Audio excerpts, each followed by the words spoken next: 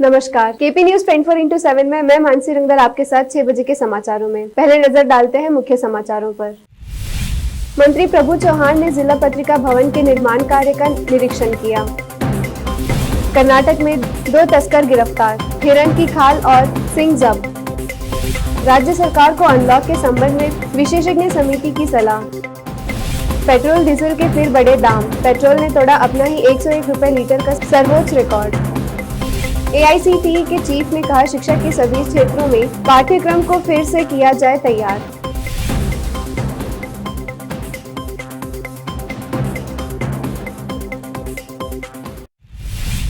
अब देखते हैं समाचार विस्तार से।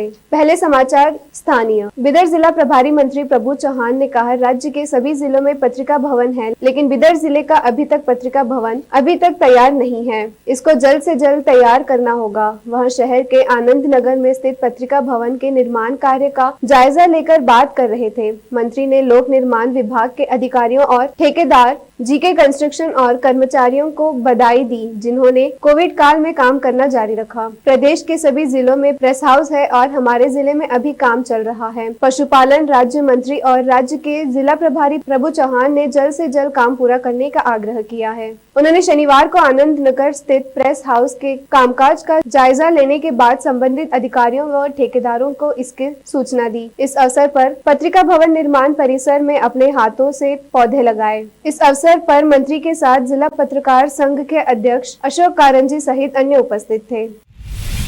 पशुपालन एवं जिला प्रभारी मंत्री प्रभु चौहान ने विभिन्न विभागों के अधिकारियों को निर्देश दिया है कि निकट भविष्य में बच्चों को प्रभावित करने वाली कोविड तीसरी लहर के नियंत्रण के लिए हर संभव तैयारी की जाए। वह प्रभु चौहान स्वास्थ्य विभाग और स्वास्थ्य विभाग समेत विभिन्न विभागों के अधिकारियों की बैठक को संबोधित कर रहे थे। उन्होंने कहा कि वह मुख्यमंत्री, मंत्रियों और सरकारी सचिवों के लगातार संपर्क में हूँ और जिले में कोविड पर नियंत्रण की जरूरत को लेकर आश्वस्त हूँ। स्वास्थ्य मंत्री कोविड मरीजों को पर्याप्त इलाज मुहैया करने के लिए सभी जरूरतों को पूरा करने का प्रयास कर रहे हैं। उन्होंने अधिकारियों को जिले के किसी भी अस्पताल में कोविड नियंत्रण के संबंध में किसी भी तरह की कमियों को दूर करने के निर्देश दिए। उन्होंने सरकार को जिले में अनिवार्य देखभाल सुनिश्चित करने का भी निर्देश दिया। इस बैठक में सांसद भगवंत खुबा, विधायक रहीम खान, राजशेखर पाटिल, बूढ़ा के अध्यक्ष बाबू वाली सहित अधिकारी उपस्थित थे।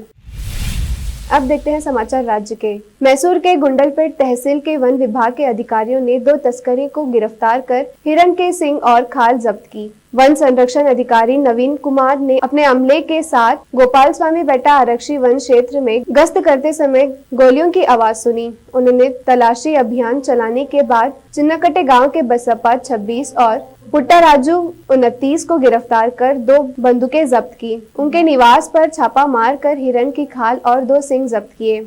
जांच से पता चला है कि दोनों जंगल के कई हिस्सों में जानवरों को पकड़ने के लिए 16 जगहों पर चिमटे लगा रखे थे। दोनों तस्कर कई दिनों से जानवरों का शिकार कर रहे थे।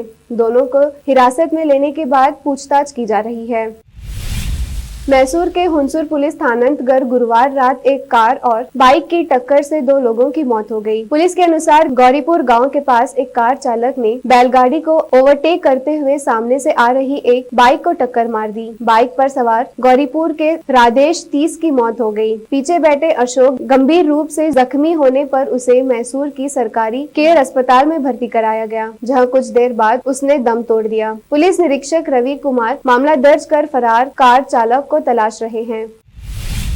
राज्य में अनलॉक पर अधिक जानकारी देते हुए एक विशेषज्ञ समिति के सदस्य सरकार को सलाह देते हुए बताया कि पहले चरण में कहा, राज्य को कम संचरण जोखिम वाली आर्थिक गतिविधियों को फिर से शुरू करना चाहिए, लेकिन सामाजिक और मनोरंजन गतिविधियों पर रोक लगानी चाहिए।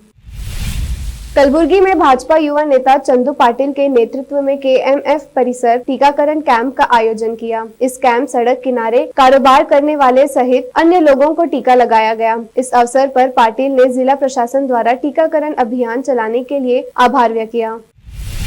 समाचार देश और दुनिया के। एक दिन की राहत के बाद तेल कंपनियों ने फिर से पेट्रोल और डीजल के दाम में इजाफा किया है। रविवार यानी 6 जून को देश में तेल के नए रेट जारी किए गए। इंडियन ऑयल कॉर्पोरेशन के अनुसार राष्ट्रीय राजधानी दिल्ली में रविवार को पेट्रोल 27 पैसे महंगा होकर 94.76 रुपए प्रति लीटर से 95.03 रुपए प्रति लीटर हो गया, जबकि डीजल की कीमतें 29 पैसे बढ़कर 85.66 प्रति लीटर से 85.95 प्रति लीटर हो गया। देश की आर्थिक नगरी मुंबई में पेट्रोल ने 101 रुपए प्रति लीटर का आंकड़ा पार कर लिया है, जो वर्तमान में 27 पैसे की बढ़ोतरी के बाद 101.25 रुपए प्रति लीटर पर पहुंच गया है, जबकि डीजल की दरें 31 पैसे की बढ़ोतरी के साथ 93.30 रुपए प्रति लीटर हो गई है।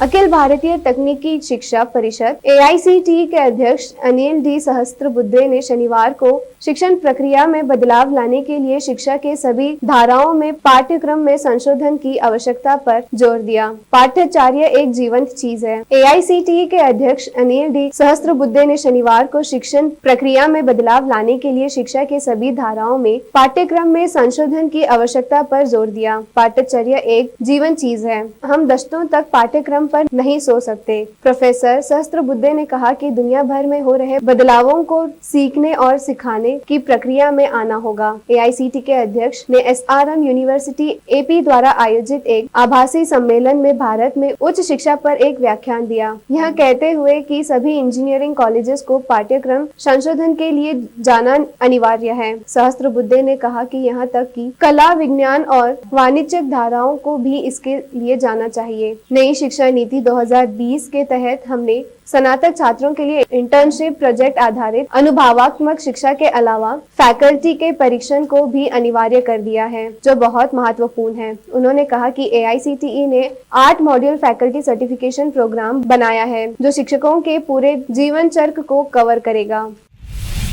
दिल्ली में राशन की डोर स्टेप डिलीवरी योजना पर रोक के बाद दिल्ली सरकार और केंद्र सरकार में तल्खियां बढ़ती जा रही हैं। दिल्ली के मुख्यमंत्री अरविंद केजरीवाल ने इस मसले को लेकर सीधे PM मोदी से बात करने की इच्छा जाहिर की है। उन्होंने कहा, प्रधानमंत्री जी, आज मैं बेहद व्यथित हूँ और सीधे आपसे बात करना चाहता हूँ। अगर मुझसे कोई भूल हो जाए तो मुझे माफ कर दीजिएगा। CM ने कहा कि दिल्ली में अगले हफ्ते से घर का राशन पहुँचाने का काम शुरू होने वाला था, यानी अब किसी व्यक्ति को राशन के लिए धक्के नहीं खाने पड़ते, बल्कि राशन उसके घर आ जाता। इसके लिए सारी तैयारी हो चुकी थी और अगले हफ्ते से शुरू होने वाला था। यह क्रांतिकारी कदम होने वाला था और अचानक आपने 2 दिन पहले इसको रोक दिया।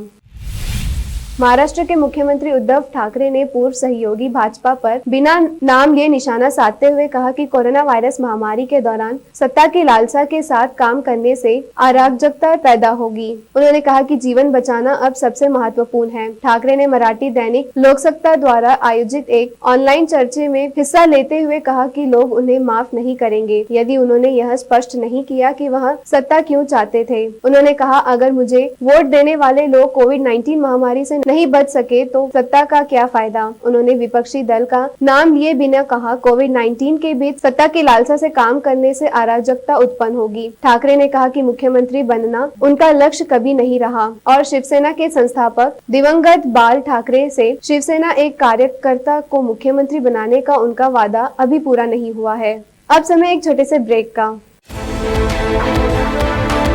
देश और दुनिया भर की खबरों के लिए देखते रहिए आपका अपना टीवी चैनल KP News 24/7।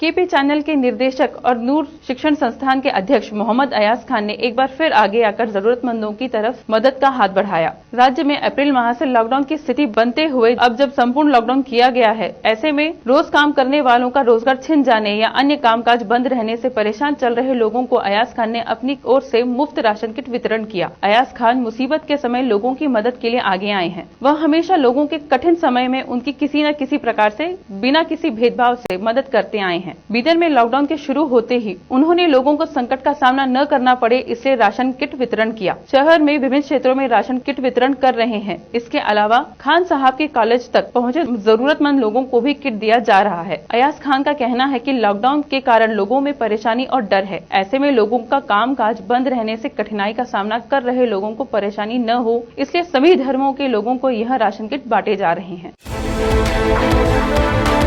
देश और दुनिया भर की खबरों के लिए देखते रहिए आपका अपना टीवी चैनल केपी न्यूज 24/7।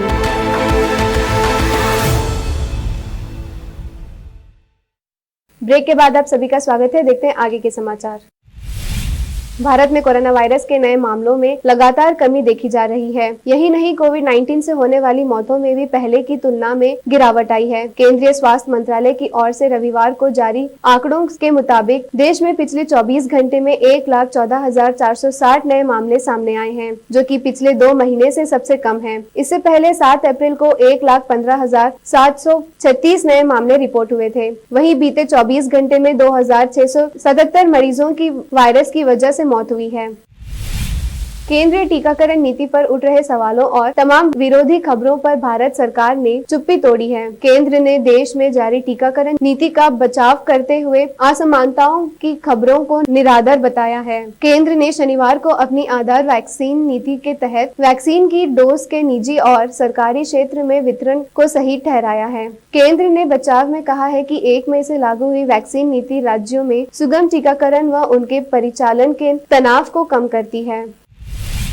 समाचार फिल्मी नगरी के। बॉलीवुड के दिग्गज एक्टर दिलीप कुमार को रविवार को मुंबई के हिंदुजा अस्पताल में भर्ती कराया गया है। बताया जा रहा है कि उन्हें पिछले कई दिनों से सांस लेने में परेशानी हो रही थी। इसी कारण रविवार को उन्हें अस्पताल में भर्ती कराया गया है। दिलीप कुमार की पत्नी सायरा बानू ने यह जानकारी दी है। दिलीप कुमार फिलहाल डॉक्टरों की निगरानी में है और उनका इलाज चल रहा है। एक्टर को सुबह करीब 8:30 बजे अस्पताल में भर्ती कराया गया। दिलीप कुमार को नियमित स्वास्थ्य जांच के लिए पिछले महीने भी इसी अस्पताल में भर्ती कराया गया था। हालांकि बाद में उन्हें छुट्टी दे दी गई थी।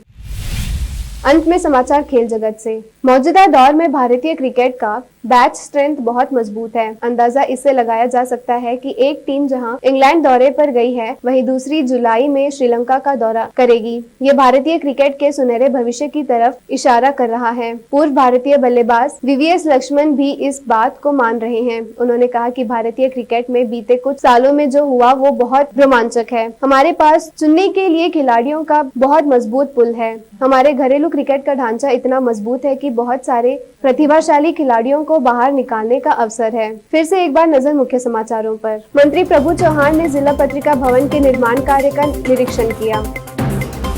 कर्नाटक में 2 तस्कर गिरफ्तार, हिरण की खाल और सिंग जब्त। राज्य सरकार को अनलॉक के संबंध में विशेषज्ञ समिति की सलाह। पेट्रोल डीजल के फिर बढ़े दाम, पेट्रोल ने तोड़ा अपना ही 101 रुपए लीटर का सर्वोच्च रिकॉर्ड। AICTE के चीफ ने कहा, शिक्षा के सभी क्षेत्रों में पाठ्यक्रम को फिर से किया जाए तैयार।